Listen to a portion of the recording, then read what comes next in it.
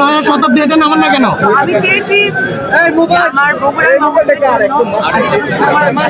নয়া শতাব্দী নিচে নামান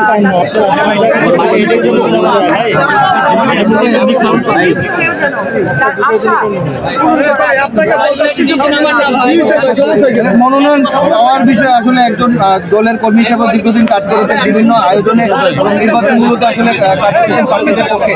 এবার নিজের মনোনয়ন পাওয়ার বিষয়ে কতটুকু আশাবাদী?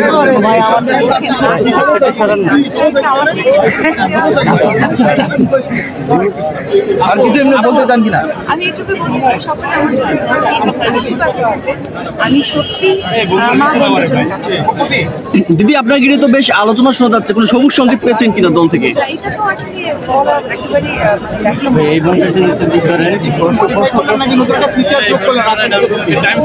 তো আসলে একেবারে